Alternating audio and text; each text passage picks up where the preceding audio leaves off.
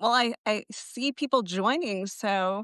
Good morning, everyone. Thank you for joining us. I'm Susan Demas. I'm the executive editor of Lincoln Square, and I'm so pleased to have Tara McGowan joining us today. Thank you. Yeah, thanks for having me, Susan. And hi, everybody, as you're trickling in. So Tara is a digital innovator who has helped shape the Democratic Party's online strategy in this era of disinformation. She's worked on both the Obama and Clinton campaigns and founded COURIER Newsroom, which probably everyone is familiar with, as well as Good Information Incorporated. So Tara has really been on the front lines of the fight to reclaim truth in this digital era. So I'm really looking forward to this discussion.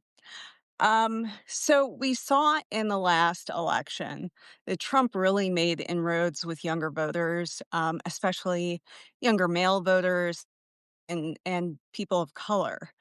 And so you've written that millions of non-elite Americans are now getting their news primarily from social media. So how are you thinking of that specifically when it comes to younger voters? And what do you feel like Democrats are getting wrong as they're trying to reach them? Oh, so many things. Although there is a lot of attention being paid, more so than I've ever experienced on the Democratic side, the sort of bigger, broader Democratic side, in terms of how they sort of adjust their understanding of the media ecosystem. So I want to lead with a lot of hope, because that has been a long time coming, that reckoning. But certainly there has been an asymmetry in the media for a very long time because the right wing invested in building their own media many, many decades ago, in response to what they saw as a liberal media in general. And so, for a really long time, the Democratic Party establishment really leaned on legacy media outlets like the New York Times, Washington Post, as well as state newsrooms across the country to be the arbiters of truth and balance in term, but always with the North Star of making sure that they were reporting on the truth. And that hasn't always been the case. The legacy media then became very defensive, right, of the right wing calling them liberal. So then they felt they had to go out of their way and kind of stretch what balance meant to actually platform without much accountability liars and lies and disinformation. And so the legacy media, in my opinion, was very complicit in getting us to this place where Mhm. Trump could really build an entire movement, frankly, around fake news media, quote unquote, and really undermine trust in journalism and in facts. And Democrats were caught flat-footed because they had relied on the press in this country. But the other element that you touched on from my Substack the other day was that the business models of journalism media also have had to change dramatically over the past 15 years because of the rise of social media platforms and big tech and what they did to a traditional advertising industry. Newspapers and news outlets relied on, and that has created what I often refer to as the haves and the have-nots. Elite, higher education, wealthier, urban Americans are the ones who tend to more proactively look for news and information and pay through paywalls and pay for Substacks and things of this nature. And millions of Americans, including, of course, young people, do not pay through paywalls. They are not watching cable news or engaging in legacy media. And so they are getting news and information on social media platforms, on message boards, on in their own DM and SMS group threads. And so, in order to actually influence the information environment that most people are living, you have to be in these spaces and you have to be in them every day. You can't Mhm. be in them in an artificial way or a just, election cycle paid or produced way. You have to be living in the same spaces and providing that information every day and earning the trust of audiences. And that's really difficult when you've never had that culture of building and owning your own media Mhm. on a side of the spectrum like the right has. And so it has been a slow start, but this is why I started Career now 6 years ago. And I am really actually excited that it is more central in the conversation that we need to have values driven, values owned media to be able to actually reach audiences, and especially young people who are more engaged actually on politics and the issues, but far less excited or interested in the two party system or Mhm. institutions in general. Mhm. And that's something something we have to pay attention to. All of us have to pay attention to because it has fed into why we are in this political crisis we're in right now. Right. Yeah, Joe Trippi, who, is one of our major contributors and advisors, at Lincoln Square, he always says, when it comes to conservatives in media, they buy, we rent. And, meaning the right has its own outlets from Fox News to like Tim Pool's podcast, which I was driving through rural Pennsylvania a couple weeks ago and I was seeing billboards everywhere for it. So, they really have this infrastructure and their donors have seen the need to invest. Whereas kind of the attitude, it seems like from progressives has been, well, we can be on MSNBC and that will be fine. But we've seen after the last election, MSNBC has fired a lot of progressive talent. So that hasn't worked out that well. Um, how I know you've been having these conversations for years with, major Democratic leaders. Do you feel like it is getting through now? And even though progressives are behind, that they are trying to catch up in this arms race for information? I th I'm hopeful. There's a lot Mhm, more attention being paid on it. There's a lot of education that has to be done, and it's not it is a complicated problem because something I like to talk about is that the right has a much simpler objective than the left in general when it comes to media, right? They have a pretty homogeneous base that mhm, they tribalize, right? Like when we talk about mhm, people who've fallen down the foxhole or people that, are really, and the way that they've actually expanded their audience, especially among young men, is more of sort of these cultural, quasi political, libertarian, or you don't really know where they stand, or technocratic male podcasters mhm, and hosts, et cetera. But in general, their strategy is to really, really, really evangelize their base in opposition to the left and right, use a lot of cultural and social wedges against the left, demonizing the left, that also then gets picked up by the legacy media, and then the left is on the defensive of. Their greatest power is that they can drive an offensive narrative that then seeps through to, mhm, like, through the colander to the least engaged Americans. And my mhm, friends and family in Rhode Island here, who are firefighters and nurses aides and teachers, they often to me will bring up GOP talking points, even though they mhm, don't consume right wing media. So it really does penetrate because of how prolific it is and because of the legacy media picking it up.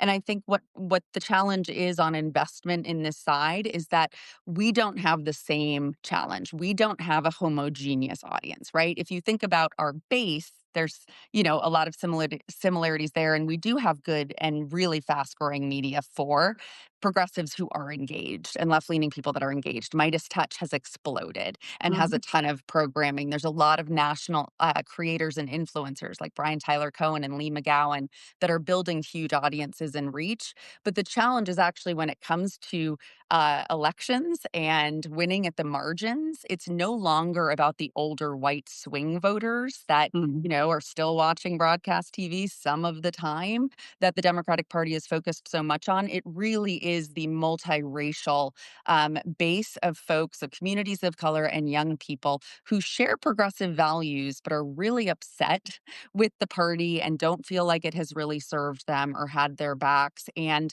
they're the ones who are not going to be reached necessarily by kind of the choir of progressive media. And so that requires a more complicated investment portfolio, right? You need to think about how are we actually investing in talent and media and niche and independent news and media and local news like Courier that is reaching these communities and not in a way that is going to make them feel like it is a polarizing or frankly partisan political debate, which is frankly what right wing media and left wing based media do.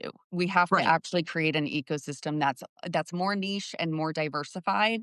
And mm, so when you're an investor, it's like, where do I start? Right. And so right. trying to do that education is what me and a lot of my colleagues in this space are kind of doing every single day to try to make this a little bit easier for folks to invest in and understand that this is a short and long term return. Yeah, I know that you have described like Courier and other initiatives that you found as being social first. And so that's definitely a different approach than traditional media are taking. And even like some of the new like nonprofit startups like States Newsroom. So what does that mean to you and what kind of results have you been seeing?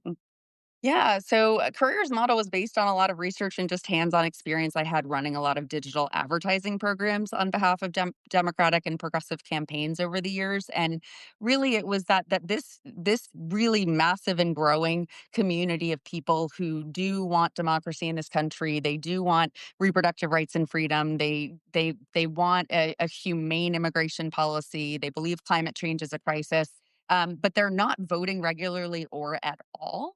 Mhm. That really I the research that we've uncovered was that they over in these people who don't vote regularly or at all but share our values, they over index as news avoidant. They over Mhm. index as passive news consumers. So they are the same people who are less college educated, lower income, who are working multiple jobs, trying to raise their families, et cetera. They're not going to be paying through paywalls. They're not going to be listening to NPR every morning or going to the New York Times site. And so they don't read long articles. So we wanted to create a media network that met them where they are and made Mhm. news relevant and digestible for them. So, yes, we have a values angle, but frankly, most of what our local newsrooms produce is lifestyle, culture, food, travel, but in vertical video formats, in carousel graphics, headline cards, because that's how people consume today.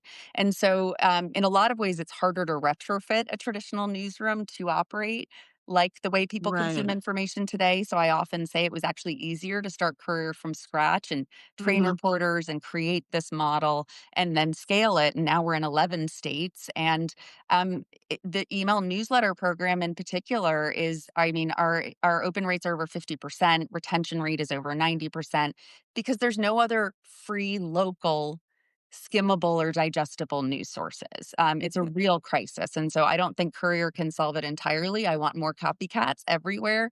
But I do think we've set a new precedent for local news in particular, which national we've already seen, right? Substacks Right. and podcasts and TikTok series. That is how a lot of even elites are consuming in these different spaces. That has not trickled down to local yet. And so we really feel like we are pioneering that. Yeah. And I've spent a lot of time in traditional media and, even in the nonprofit world. And there definitely does seem to be a lot of hostility to doing news in that way and embracing the changes with social media. And, obviously there are pitfalls. We've seen them all the time with disinformation, but that is the reality that we're living in, and we're not living in a time of 3 channels, with Walter Cronkite anymore, and so, as there's been this huge crisis with, media companies losing money, laying off staff, if you want to get more eyeballs, it just seems to make sense that you'd wanna embrace this, but, culture shifts are hard, which I think you're correct that startups make things a lot easier because you don't have 150 years of tradition like you do at some of these papers. So, um, and I did want to talk a little more on local media because, we do focus so much on national media. And indeed, our elections are nationalized now. So, it makes sense, but we have so many more news deserts than we ever have, places where there is no newspaper. But even, there are local TV affiliates that have been shut down, radio stations. And so sometimes, the only place that people go is like cable news or talk radio or, what their friends and family are sharing on Facebook more often than not. So, as we have this crisis where there are fewer and fewer places for people to get local news, we also have this issue where, a lot of the news is still paywalled and so many people are used to just getting their news for free. And so obviously news outlets need to make money. They need to be able to employ people, even if it's less and less. Um, but like, first of all, I'm curious about solutions, but also to talk about that there are real, ramifications for democracy here when people aren't finding out what's going on in their towns. That's exactly right. Pew did this study a number of years ago, but there's a direct correlation between access to local journalism and civic participation. And while politics have certainly been nationalized, especially over the past number of years, the impacts of politics and elections and who is representing you in government are felt very locally. And I do believe that. I mean, we see this all the time because we lift up a lot of our content from the states just because there's not enough of it, right? The protests are happening locally. The human arm locked arms around families of immigrants that people are protecting from these ICE raids are happening locally. The criminalization of abortion or lack of access to it because of abortion bans in our state. So it is the most critical and urgent need for funding writ large, whether you are politically engaged or interested or not. Because this is how we relate to one another and the world that we're living in that is so fast changing in every way is the stories of the people around us. We relate to the people within our communities. We see them face to face. It's not like people writing nasty comments on social media platforms or on your stories online. Like there is a different level of humility and compassion that happens when you are engaging with someone in your community or aware of it. Communities are the ones who rally around families when they go through a health crisis and do kickstarters for them or if something happens, right? And so that's what local news. There's so much unbelievable storytelling that can make a difference in the country and in elections, frankly, and in politics, but it's not being covered enough.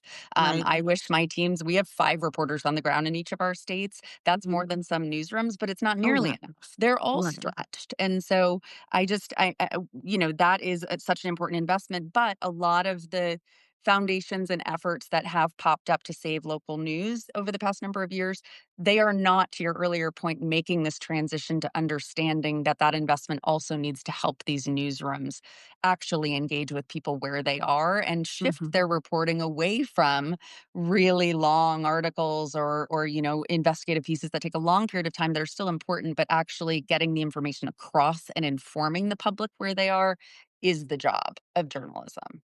Right.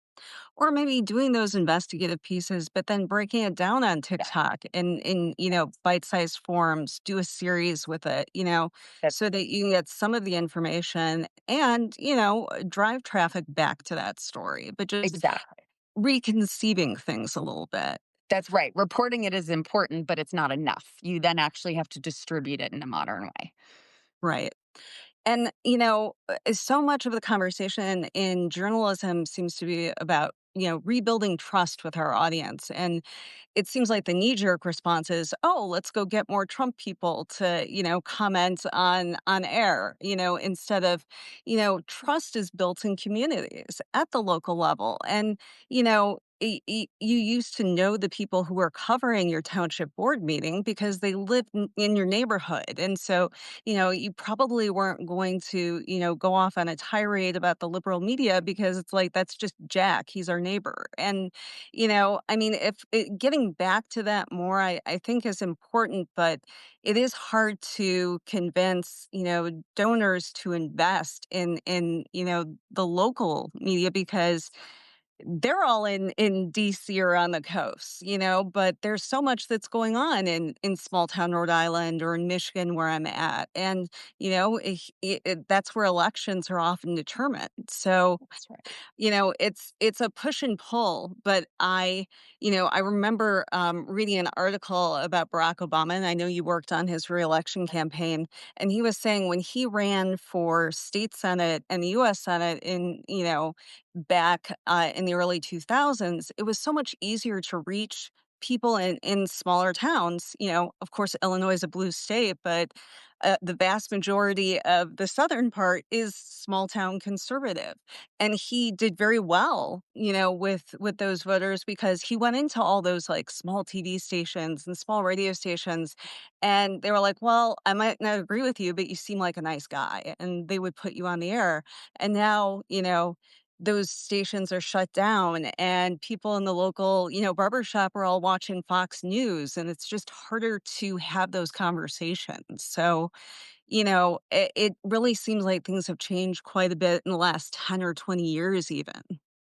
Absolutely, and something that I'm really excited about that we're building at Courier to sort of expand our reach beyond our newsrooms because to my point, it's hard to do with the resourcing, that exists, but isn't moving into these spaces is that, everybody's a content creator now, right? And a lot of what's happening in terms of local news is really just citizen journalism, even if they wouldn't call themselves a journalist, right? It's people that have started an Instagram account with the best food in their community or an events page, right? Because there wasn't a local newspaper to cover all of the live music or comedy shows that are coming through a town or city. And these folks are mostly doing this on a volunteer basis as a hobby or a part-time job. And being able to resource those folks and let them expand because they do have the trust of the communities, I think is a new, really important part of the local media ecosystem of the future and the present. And so we are building out a training program out of our foundation arm called News Creator Corps to be able to just work with local creators who are doing local news or just lifestyle and other things. They're Mhm. influencers in their community and giving them some of the basics of journalism because they don't want to spread misinformation or disinformation. So give them the best of journalism, not the stuff that we can leave behind from the old kind of the old guard days and arm them with good sources like our newsroom content that they can use in their own content creation and reporting for their communities because I really do believe especially in the fascist state we are now in and getting deeper into individual community driven network driven communication is going to be what is key. It is going to be about the text groups that you are a part of in your communities. It's going to be about what information do you know you can trust that you can share relationally or otherwise. I just think that's so important and building and strengthening those networks and connections and resourcing individuals who have the means and the talent to do this work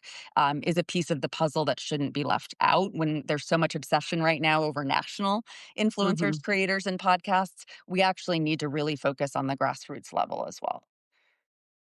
I did want to talk to you about, the way that traditional media has been covering Trump in his second term.